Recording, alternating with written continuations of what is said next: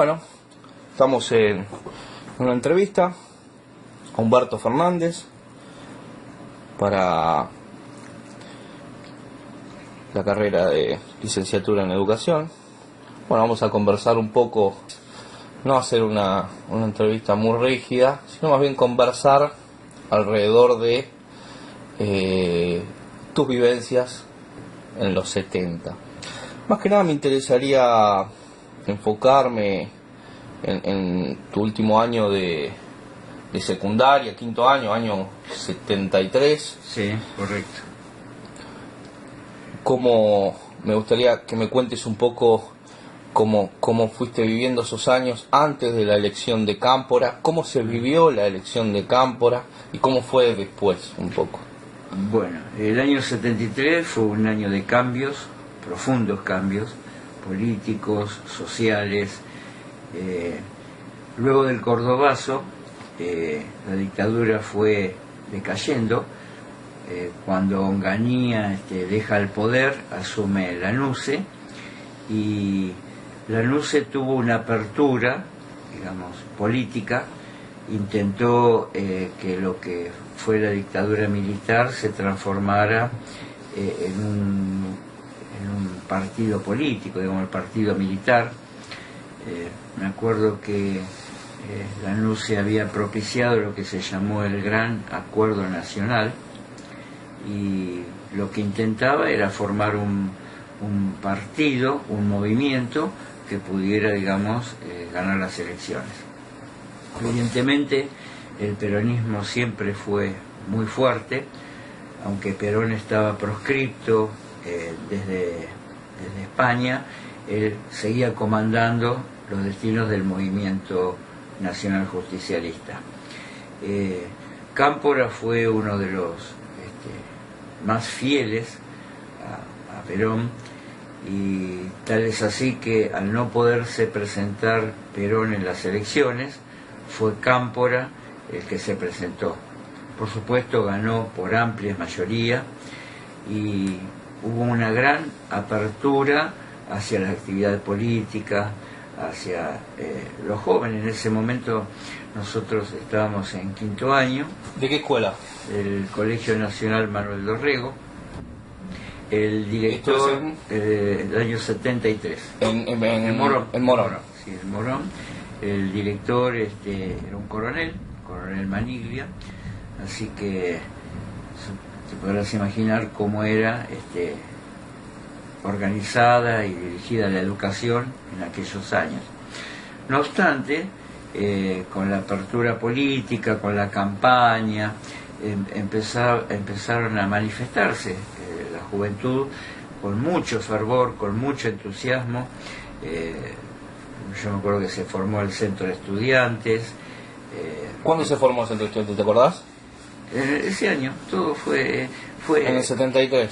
A finales del 72 ya se vislumbraba cierta apertura, ya los jóvenes comenzaron a participar, pero el 73 fue el año de la gran explosión. Recuerdo que había mucha actividad estudiantil.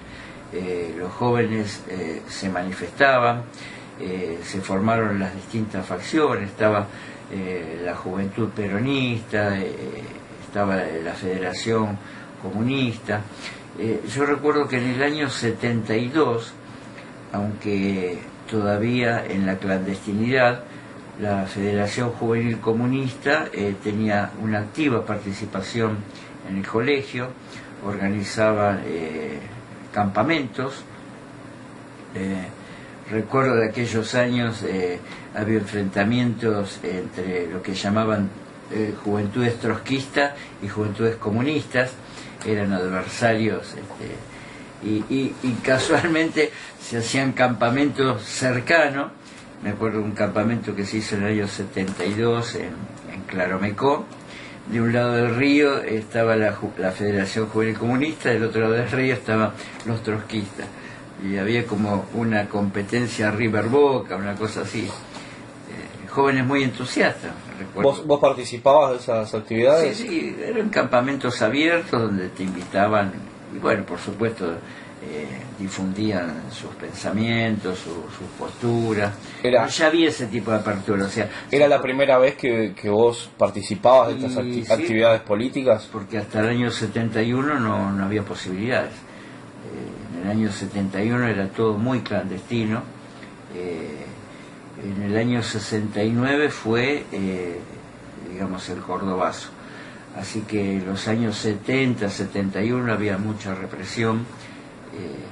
Yo creo que a finales del 71, 72 es como que comenzó cierta actividad. Bueno, los jóvenes que nunca habían participado en política, imagínate que en el año 55 fue el derrocamiento de Perón, fue toda la actividad política censurada, o sea, con la Revolución Libertadora, luego con las dictaduras militares, no se podía hacer política y los jóvenes estaban, digamos, proscriptos. O sea que en el año 71, 72, 73 comenzó a florecer la participación juvenil, por eso el entusiasmo ante lo nuevo, ante el desafío que significaba participar en algo que tenía que ver con los destinos del país, ¿no? ¿Te entusiasmaba? ¿Te gustaba? ¿Cómo viviste ese último año de secundaria? Con curiosidad. Bueno, el último ¿Participaste del centro de estudiantes? No, estaba muy comprometido con el estudio. Recuerdo que se había terminado la carrera, la formación docente durante muchos años era de nivel secundario. O sea, los maestros se formaban durante 6 años, como era la escuela técnica. Tenía la escuela industrial, que preparaba técnicos, tenía la escuela comercial, que preparaba peritos mercantiles, y estaba el magisterio, donde preparaban maestros. En un determinado momento, como había el gobierno militar entendía que había suficientes maestros, cerró la carrera de magisterio. ¿Y qué pasó? En los años 72, 71, 72, se dieron cuenta que faltaban maestros. Entonces tuvieron que implementar en forma urgente la carrera para preparar docentes. Y se abrió lo que se llamó el bachillerato pedagógico. El bachillerato pedagógico venía, digamos, a cubrir el bache que había dejado la falta de formación de maestros. Y justo en el año 72 se abre esa posibilidad y sentí vocación o deseos de prepararme en la docencia, así que me inscribí y estaba cursando el bachillerato común, y en contraturno a la tarde se dictaban las materias del bachillerato pedagógico. Así que bueno, muy comprometido con el estudio y mi formación, me dediqué a estudiar, ¿no? O sea, no participé del centro de estudiantes. ¿Cómo fue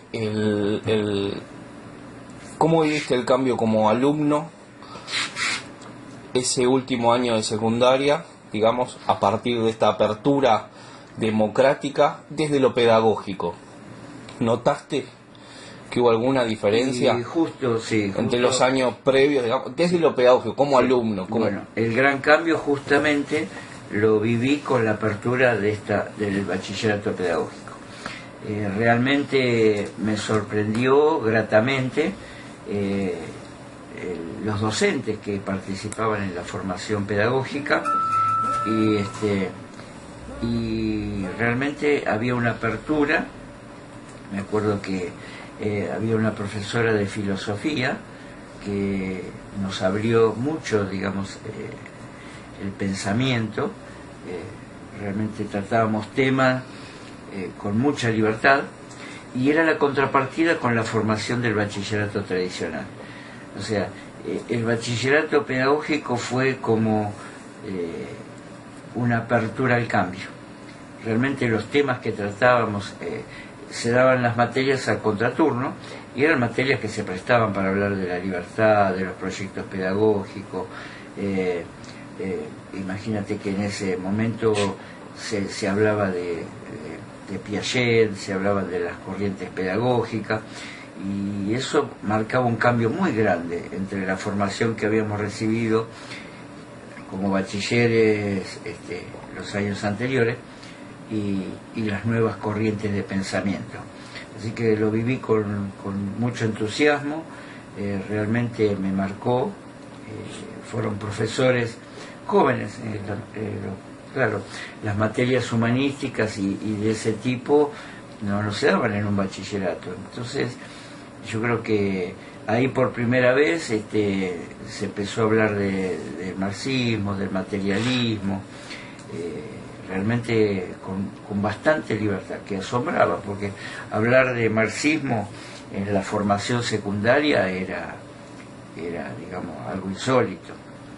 O sea, me acuerdo que en el secundario se estudiaba se llamaba educación cívica la materia, y se hablaba de la tiranía de Rosas, la dictadura de Perón, o sea, toda una visión, digamos, muy cerrada de lo que fue, digamos, la historia nacional.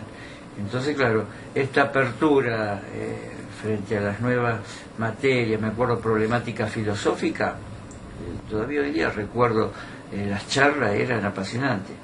Yo disfrutaba de las clases la profesora era de apellido La Fuente, una profesora que me marcó mucho por su calidad como docente, con su apertura, o sea, porque realmente daba la materia y la disfrutábamos, íbamos a las materias con ganas. Me acuerdo que al darse en contraturno, esa materia se daba a eso de las 2 de la tarde. Veníamos a comer un sanguchito nada más, pero con tanta gana disfrutábamos de esa materia que hoy día la recuerdo todavía. ¿Qué es lo que te entusiasmaba? ¿Cómo daba la materia? ¿Cómo la presentaba? Sí. ¿Qué era lo que te entusiasmaba más? Sí. Primero, temas que se hablaban y se trataban temas que, ya te digo, hablar de marxismo era algo, como decirlo, era una mala palabra. O sea, no se podía hablar de marxismo. Si vos hablabas de Marx, tenías que hablar a escondida, no podías leer libros relacionados con lo que sería hoy día la izquierda, ¿no? Y si bien es cierto que se trataron todas las corrientes, porque problemática filosófica arrancaba con la filosofía griega, pero fuimos tratando todos los temas hasta la actualidad de ese momento, o sea que todo eso fue un panorama nuevo, era algo inesperado y algo que uno tenía deseos de abordar, porque eran cosas ocultas. Entonces siempre lo que es oculto, lo que es negado, despierta curiosidad. Entonces, bueno, después teníamos historia de la educación también, con un profesor que había sido maestro, y realmente también disfrutaba mucho de esa materia, pues al tener la historia de la educación presentada, no como lo que pasó, sino realmente con cuestionamientos, con una visión diferente de lo que veníamos nosotros viendo. Por eso digo, fue un momento de profundos cambios realmente, y una apertura esperanzadora, una apertura que nos entusiasmaba. Y bueno, de hecho, el que no estaba estudiando, digamos, con esta nueva modalidad, participaba activamente, porque hubo muchos compañeros que no siguieron el bachillerato pedagógico. O sea, en el curso, algunos habíamos decidido seguir el bachillerato pedagógico, otros se quedaron con el bachillerato común, pero participaron en los centros de estudiantes. Los más activos en el Manuel Dorrego de Morón fueron los de la Federación Juvenil Comunista. De hecho,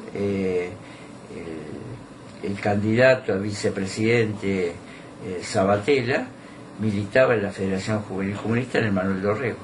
O sea que era muy fuerte esa corriente, y los jóvenes estaban muy entusiasmados con eso. En la escuela fue la novedad, digamos, la novedad. Y además eran muy activos, muy activos. Bueno, ¿cómo fue ese fin de secundario, del fin del último año de secundario? Y seguiste estudiando después. Sí. ¿Qué tuviste en cuenta para seguir estudiando? ¿Qué elegiste? ¿Por qué? Me acuerdo que eran momentos de cambio y también convulsionados. En los años 70, recuerdo que había mucha actividad, digamos, de violencia subversiva. O sea, había bombas que explotaban, había atentados, y era noticia de todos los días.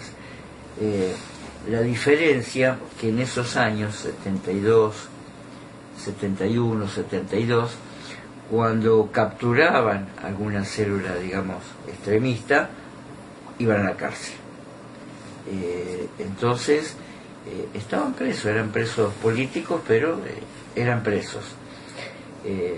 Algo muy distinto a lo que pasó después, donde los desaparecían, donde había una participación en la dictadura posterior del año 76, cuando estaba Videla, Macera, Agosti. Cambió la metodología y bueno, vivimos la triste dictadura de la última dictadura militar, ¿no? Pero en esos años 74, ¿no? Vos terminaste anterior, estaba la NUCE en el 72. En el 72 el militar la NUCE, si bien era fuertemente liberal en su pensamiento, neoliberal, todavía no estaba en liberalismo, era liberal, tenía, digamos, una visión de participación política. O sea, él intentó formar el partido militar.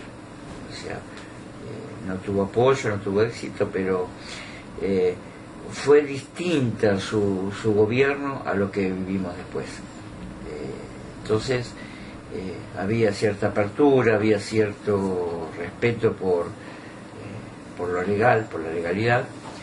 Y bueno, pero ¿qué pasa? Era una realidad, convivíamos con atentados, yo recuerdo que en el año 73 viajaba para entrenar, porque en esa época me dedicaba a la actividad deportiva y entrenaba en Chacarita. Y recuerdo que varias veces he escuchado explosiones de atentados, y bueno, era algo cotidiano que ocurría, era una realidad que ocurría. Por eso digo, fueron años muy convulsionados, con apertura, pero con enfrentamientos también, Y volviendo a lo educativo, sí. ¿Cómo continuaste después en el 74, después de la secundaria? Sí, bueno, ¿Qué decidiste? Estaba muy comprometido con mi formación, o sea, los valores de aquella época era, digamos, el esfuerzo y para alcanzar, digamos, objetivos, digamos, por ejemplo, un título en la formación personal, ¿no? Con esfuerzo, con voluntad, con digamos, sacrificio, se lograba un objetivo. Ese era el ideal que había. Y el ideal era estudiar para ser alguien. O sea, te imponían ese mandato cultural. Y yo recuerdo que estaba haciendo el bachillerato pedagógico y luego cursaba en la calle Las Heras el ingreso para la Facultad de Ingeniería. O sea, entraba a las 3 de la tarde hasta las 6 haciendo el curso de ingreso de la Facultad de Ingeniería.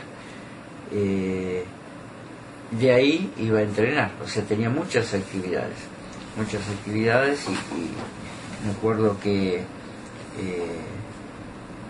en aquel entonces estudiaba mucho porque era, digamos, un objetivo poder ingresar a la facultad, así que en forma paralela estaba cursando el 5º año, haciendo el bachillerato pedagógico, de ahí iba a hacer el curso de ingreso y luego a las 7 de la tarde iba a entrenar, o sea que volví a casa muy tarde, 11:30, 12 de la noche. O sea, fue un año donde dediqué a full a prepararme para lo que pensaba iba a ser mi futuro, ¿no? ¿Y cómo continuó esa apertura democrática que vos habías vivido como estudiante en el 73, en el secundario? ¿Cómo continuó después? ¿Lo seguiste viendo en la universidad? ¿Lo seguiste? Sí, bueno, en la universidad fue todo ese furor. Primero con Cámpora, después sí, ya con el mismo Perón. Sí. O sea, todo el furor de esos años era participación, centros de estudiantes, la juventud estaba muy apasionada, pero terriblemente apasionada. Estaba la juventud socialista, juventud peronista, franja morada, con una participación terrible. Yo recuerdo que en el año 74, cuando ya estaba en la facultad, era una actividad pero desconocida. O sea, claro, imagínate que venían de muchos años de represión. Ya en la universidad, en los años 60, en el año 66, con aquella famosa noche de los bastones largos, la universidad fue muy vapuleada y fue copada por los movimientos dictatoriales. Cuando viene la apertura democrática, todo eso estalla. Me acuerdo que la facultad era un hervidero de actividad política. Realmente se vivía. Por supuesto, con enfrentamientos, hasta con violencia también. Fueron años de mucha violencia, incluso violencia armada. Yo recuerdo que los sindicatos estaban armados. O sea, cuando asume Cámpora, comienza, digamos, un proceso de defender a través de brigadas y con armas, tanto los sindicatos como las juventudes. Yo creo que fue una época, en ese sentido, de falta de diálogo.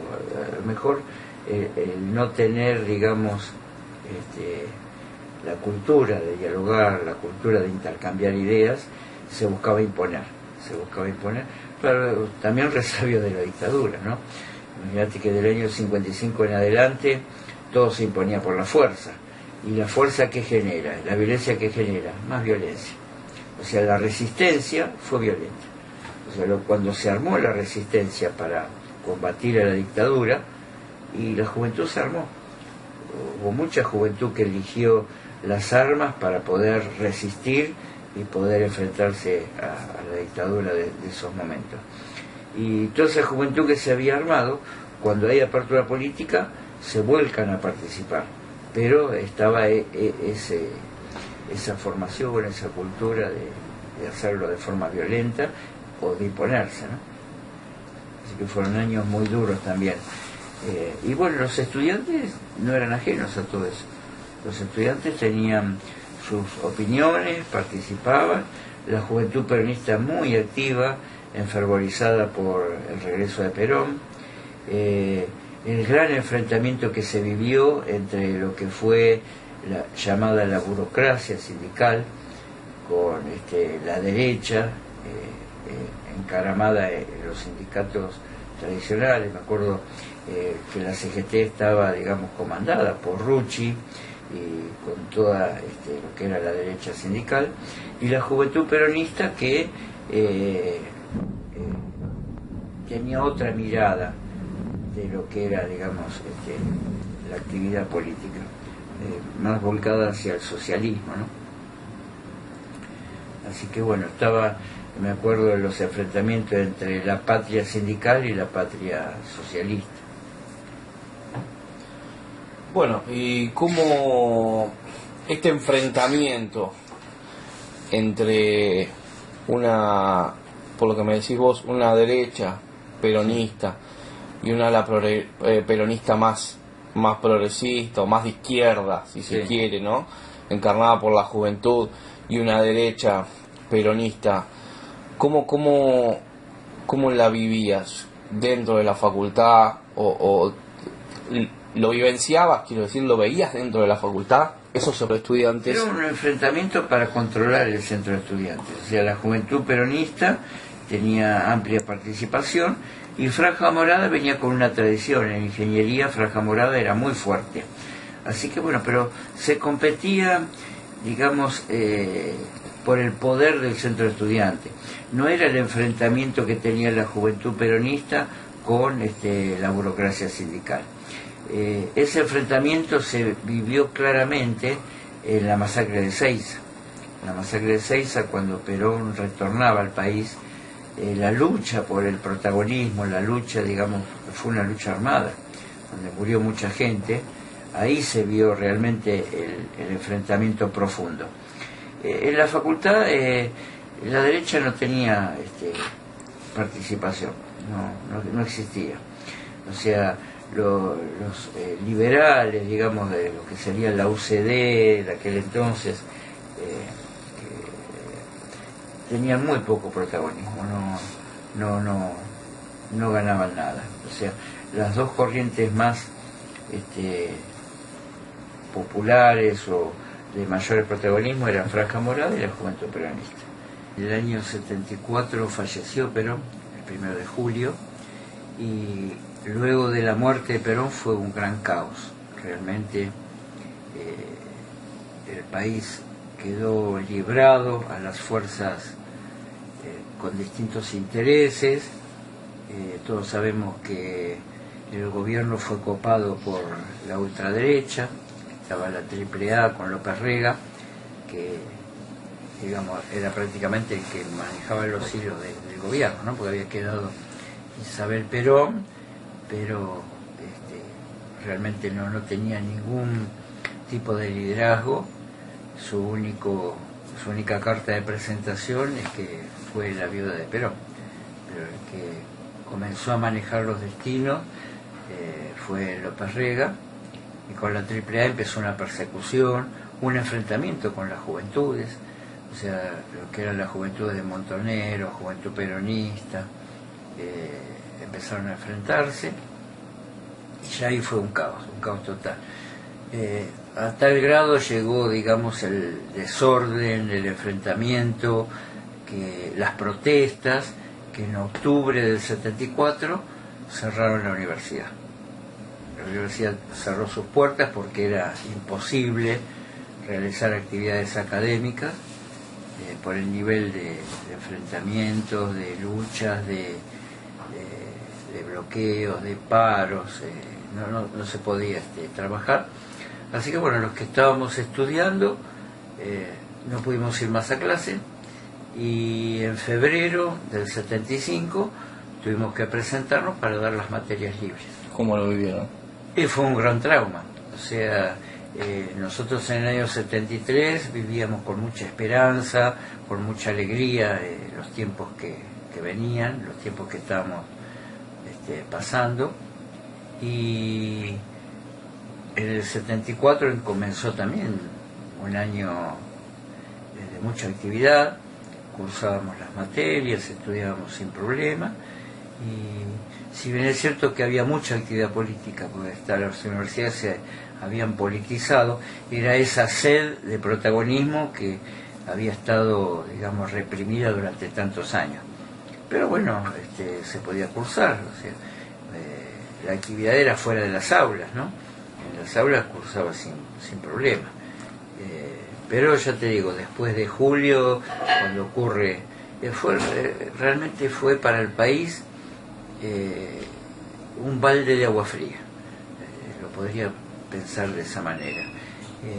Veníamos con mucha esperanza, con optimismo, por supuesto que había muchos problemas para resolver, pero teníamos la esperanza de un liderazgo que había retomado las riendas, y cuando desaparece el líder se derrumba todo. Eso fue lo que se vivió a finales del 74. Ya el 75 fue terriblemente caótico, un caos total en todos los ámbitos del país, y bueno, desencadenó en el golpe del 76, ¿no?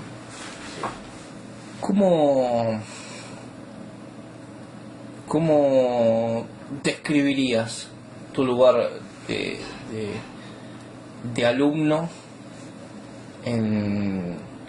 Después seguiste estudiando, sí. y incluso entrar a la democracia, después continuaste estudiando. Sí. ¿Cómo, comparando esa época de Cámpora, peronismo, ¿cómo la describirías vos desde la educación, desde tu lugar como estudiante, y comparándolo con ya los años actuales y ya entrar a la democracia? Bueno, en el 73, cuando asume Cámpora, la esperanza total, la alegría de retomar la democracia, la alegría de vivir la libertad, la alegría de poder expresarte, de reunirte, de ejercer el protagonismo democrático. Con Perón toda la ilusión de una gestión, sabíamos que ya estaba en el ocaso, no iba a ser lo mismo que en el 45, 46, pero los principios estaban vigentes y estaba la esperanza de vivir, digamos, un proceso donde lo que había que esperar era el heredero. O sea, sabíamos que el gran esfuerzo de él era organizar la democracia, el retorno a la democracia, y luego encaminar el país hacia una continuidad. Lamentablemente llegó su muerte al poco tiempo, y las luchas internas, la desorganización, los enfrentamientos, el retorno a las armas, o sea, Montoneros, el ERP, las FARC, FAL, Fuerzas Armadas de Liberación, y todas las juventudes que habían protagonizado la resistencia, ahora se enfrentaban abiertamente a la derecha, y la derecha estaba armada también. Yo me acuerdo que la Unión Obrera Metalúrgica, en las secretarías gremiales, tenían armamentos, o sea, estaban muy armados, y yo creo que ese fue una etapa muy negativa en el país, porque había mucha violencia, había enfrentamiento armado, y bueno, prácticamente estábamos al borde de una guerra civil. ¿Y de lo pedagógico? ¿Qué me puedes decir? Y lo pedagógico, con la llegada de la democracia, tuvo un enriquecimiento por la apertura, por la libertad. Ya no estaba ese encasillamiento, digamos, en lo tradicional, en lo occidental y cristiano, como se decía en aquella época, sino que, bueno, se abrieron las nuevas corrientes pedagógicas, llegó todo, digamos, llegaba de Francia, mucho material pedagógico de Francia, y realmente vivíamos ese aire de libertad. Incluso en el año 75 retomo lo que en aquel entonces era el profesorado elemental. Después del bachillerato pedagógico podías cursar 2 años más, y en vez de maestro, en vez de título de maestro, te daban un título que se llamaba profesorado elemental para la enseñanza primaria. Creo que hoy día sigue igual. Eso fue a partir justamente del año 74. Así que bueno, en el 75 retomo el estudio, a la mañana iba a la facultad para cursar ingeniería y a la noche cursaba el profesor de elemental. Y ahí, bueno, se veían las nuevas corrientes, los profesores se sentían con más libertad para difundir ideas, para difundir las nuevas corrientes pedagógicas. Bueno, y yo muy entusiasmado con todo ese ámbito, ¿no? Lo que se tomaba con mucho entusiasmo eran los 6 estudios de Piaget. Piaget no llegaba antes, o sea, Piaget en los años de dictadura era cuestionado, entonces no se difundía.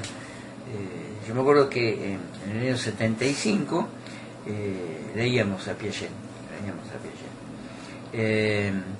Teníamos una materia donde se estudiaban las corrientes pedagógicas y por primera vez se veía el materialismo en educación. Eso era algo nuevo también. Siempre estaba la formación tradicional, ¿no? Cuando aparece el materialismo, yo me acuerdo que el profesor que teníamos de apellido García, muchacho joven, para no quedar tan en evidencia que difundía el materialismo, digamos, como filosofía, como posición frente a la educación, nos daba las dos opciones. Nos hacía ver la visión de Tomás de Aquino, por un lado, y la teoría materialista sobre las dos enfoques, como para tener para no ser parcial, ¿no? Por lo que se notaba ese esfuerzo por no presentar solamente la teoría materialista. Así que bueno, fueron tiempos de cambio y donde se vio por primera vez y muchos jóvenes se ven entusiasmados tanto con ese clima de libertad que cuando vuelve el golpe de Estado en el 76 se enfrentaron y se rebelaban contra esa dictadura.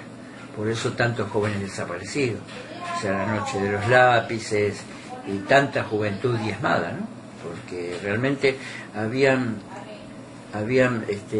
participado en esos años del 73 al 75, y si bien es cierto que fue muy poco tiempo, pero fue suficiente para demostrar que había otro mundo posible. O sea, la mayoría de nosotros habíamos nacido en dictadura. El golpe fue en el 55, por ejemplo, yo nací en el 56. O sea que mis primeros años de infancia y mi juventud fueron bajo dictadura. O sea, yo en el 73, a los 17 años, terminando el secundario, recién comencé a percibir lo que era la libertad democrática. O sea, todos mis años de infancia y mi secundaria fueron bajo dictadura. Entonces, muchos de mis compañeros fueron desaparecidos. Recuerdo un compañero de facultad con el que estudiábamos, de Montegrande, Jorge, lamentablemente, bueno, desapareció. Y la dictadura del 76 fue terrible. Yo creo que fue lo peor que pudo haber pasado como país, ¿no? El método de exterminio, el método de persecución, fue terrible.